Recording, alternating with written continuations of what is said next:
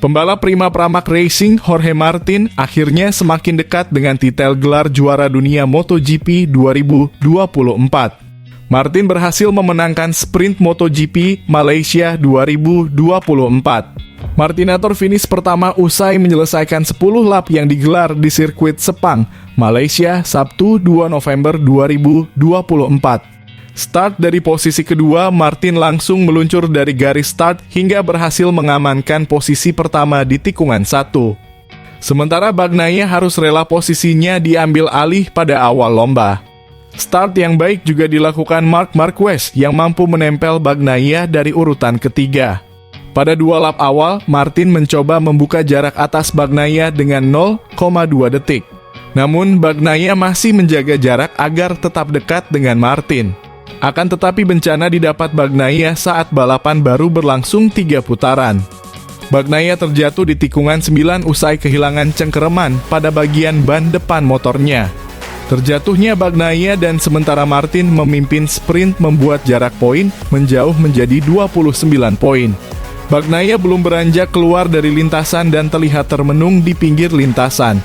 Jatuhnya Bagnaia membuat Martin semakin nyaman di depan dengan memimpin lewat gap 0,9 detik. Marc Marquez naik ke posisi 2, sementara Enea Bastianini ke posisi 3.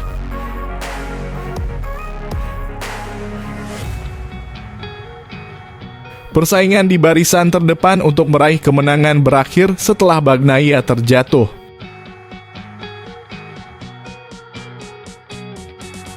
Pasalnya, jarak antara pembalap di posisi pertama sampai ketiga sudah cukup jauh.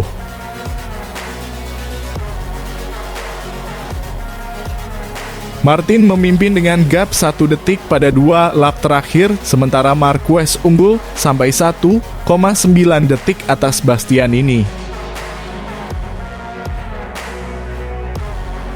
Hingga akhir, tak ada yang berubah pada posisi 3 besar.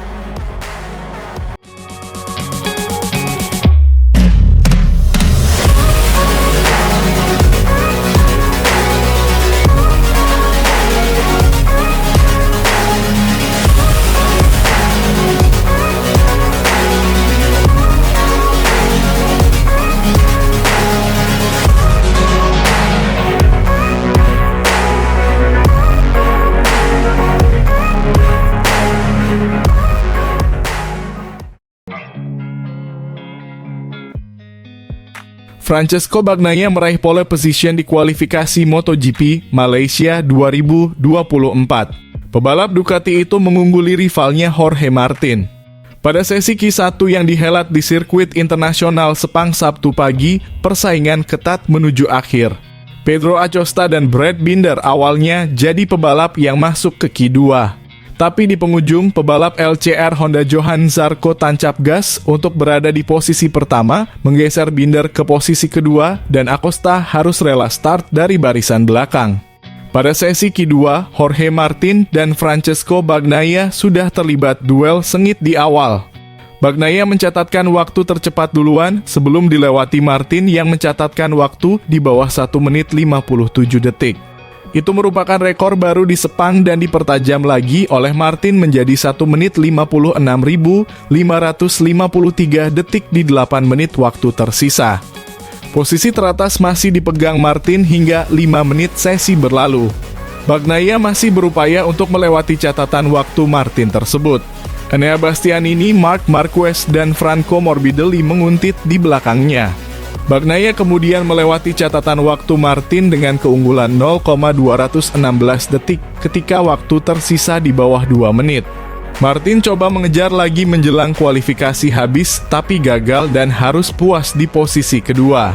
Sementara Bagnaia meraih pole dengan rekor waktu di Sepang 1 menit 56,337 detik.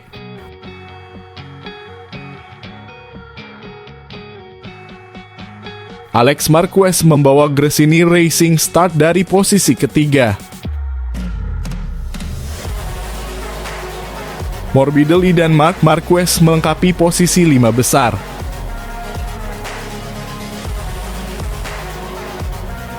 Berada di posisi ke-6 hingga ke-10 adalah Enea Bastianini, Jack Miller, Fabio Quartararo, Alex Rins, dan Brad Binder.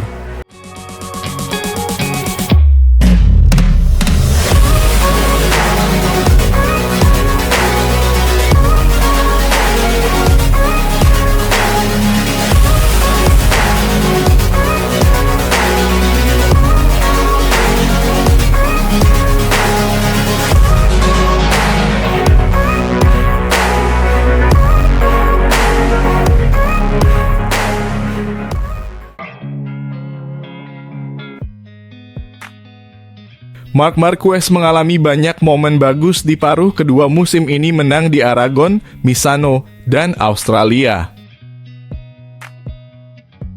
Itulah mengapa Alex Criville mengulas semua yang telah ia lakukan dalam beberapa balapan terakhir.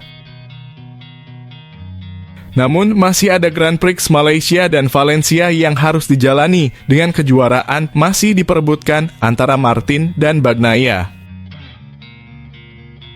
Kita lihat saja apa yang akan terjadi karena akhir pekan ini adalah putaran terakhir musim 2024.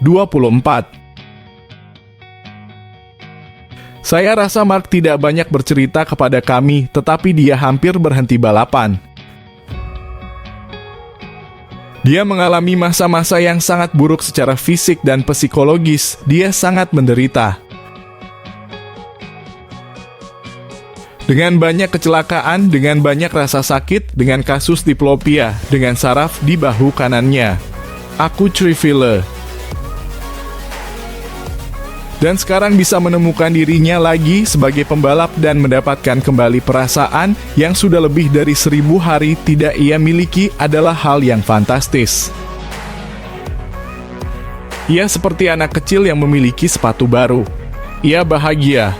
Melihat Marc seperti ini membuat saya merinding. Saya yakin dia siap untuk menang lagi dan kami harus menghargai itu, ujarnya. Tahun depan, Marquez akan menjadi rekan Pecco Bagnaia di tim Ducati Lenovo. Memang benar, ini akan berjalan dengan baik atau akan menjadi bencana. Saya rasa Marc sedang mempersiapkan diri. Dia sedikit mengintimidasi Pecco di sana sebagai rekan kerja. Dia tahu lebih baik memulai dengan baik bersamanya untuk mencoba meningkatkan motornya dan menjalani musim yang baik, kata Criville. Tapi hati-hati. Jika Marquez dengan motor yang lebih rendah berada di level yang sangat tinggi, bayangkan jika ia menggunakan motor pabrikan.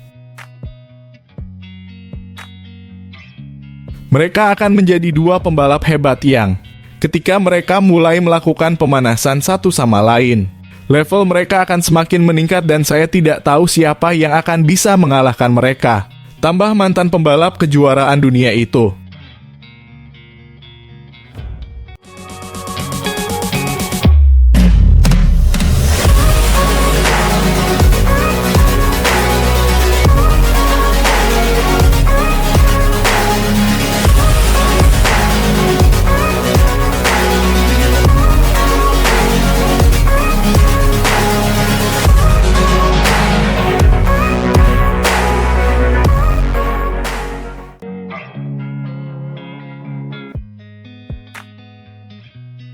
Joan Mir menyindir steward MotoGP atas penalti yang diberikan kepada Marc Marquez setelah kecelakaannya dengan pembalap Honda tersebut di Grand Prix Thailand.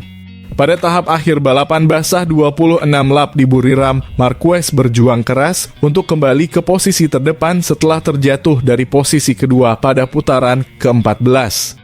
Di tikungan 3, ia bersenggolan dengan pembalap Honda, Mir, ketika mencoba menyalip untuk posisi ke-15 dan memaksa Mir keluar dari lintasan. Marquez diperintahkan oleh stewards untuk turun satu posisi. Dia mematuhinya tetapi hanya setelah dia menyalip Takaaki Nakagami dari LCR, karena itu dia tidak pernah menyerahkan posisinya kembali ke Mir. Mir menyebut insiden itu sudah melewati batas, tetapi ia merasa masalah yang lebih besar adalah penalti yang dijatuhkan oleh para steward. Sedikit melewati batas? Tidak. melebihi batas kata Mir yang berada di urutan ke-15 sementara Marquez di urutan ke-11. Itu sangat mirip dengan balapan sprint di Jerez. Hal yang sama juga terjadi. Saya tidak akan memberikan komentar apapun karena selalu saja ketika saya memberikan komentar, hal itu akan berbalik ke arah yang berlawanan dengan saya. Jadi, saya akan membiarkan Anda menilai hal ini. Memang benar bahwa ini orang-orang yang dibayar untuk ini. Tidak mungkin mereka tidak melihat bahwa jika Anda memiliki masalah dengan satu rider, maka rider lainnya mulai bertarung dan memulihkan banyak posisi lagi.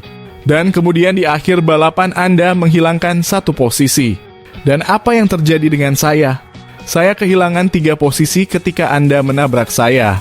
Jadi, tentu saja tidak benar cara mereka mengambil keputusan.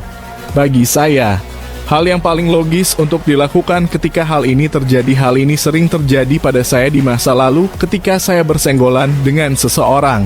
Anda akan mendapatkan long lap penalti, putaran panjang, dan Anda kehilangan posisi yang mungkin Anda buat saya kehilangan karena ketika Anda menabrak saya berada di putaran panjang. Ini adalah hal yang logis. Marquez menerima penalti tersebut, namun membela diri dengan mengatakan bahwa ia sejajar dengan Mir saat mereka bersenggolan. Mir menikmati salah satu balapan paling kompetitif tahun ini di atas Honda hingga 10 lap terakhir ketika ia mulai mengalami masalah dengan cengkeraman. Masalahnya adalah sesuatu terjadi di 10 lap terakhir, saya sama sekali tidak bisa bertahan di atas motor, katanya. Kami kehilangan waktu 2 detik dan saya tidak tahu mengapa saat ini. Ini memalukan karena saya mengerahkan seluruh kemampuan saya. Saya start dari posisi P19. Di lap ketiga saya sudah berjuang untuk masuk 10 besar. Kemudian tentang apa yang terjadi di lap terakhir itu konyol. Saya tidak mengerti apa yang benar-benar membahagiakan. Kami akan mencoba memahami agar tidak terjadi lagi.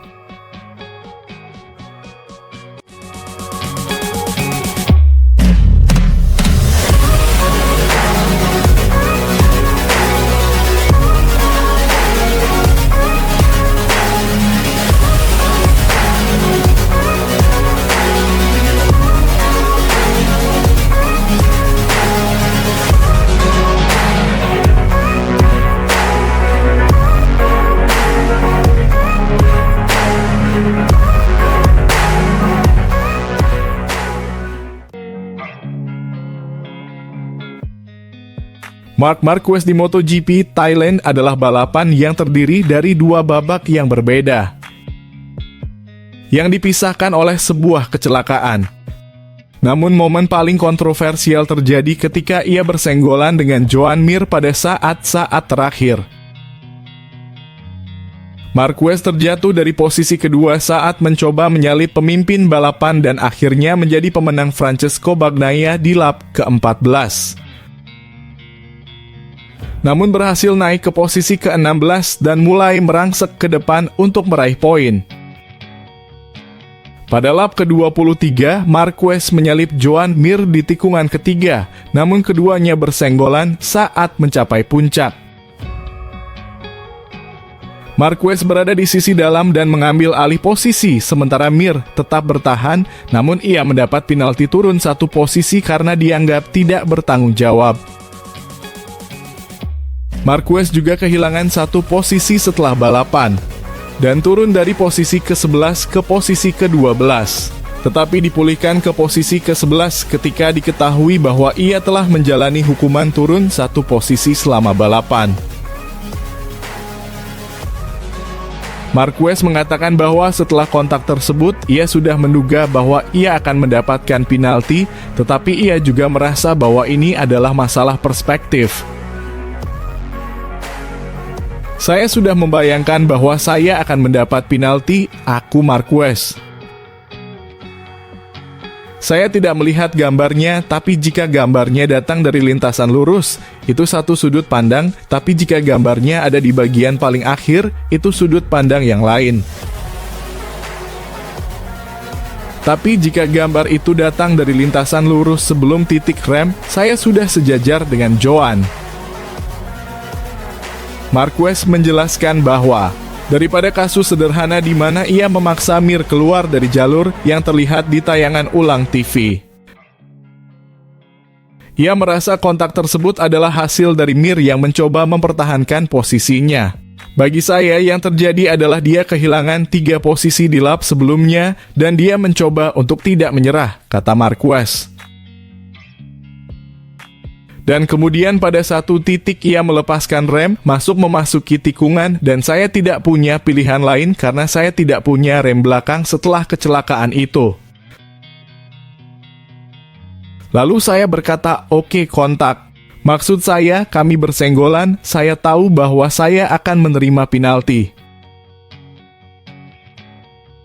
Menyadari bahwa ia akan menerima penalti dan mengantisipasi dengan tepat, ternyata ia akan diberitahu untuk turun 1 posisi. Marquez terus melaju untuk meminimalkan dampak penalti pada balapannya.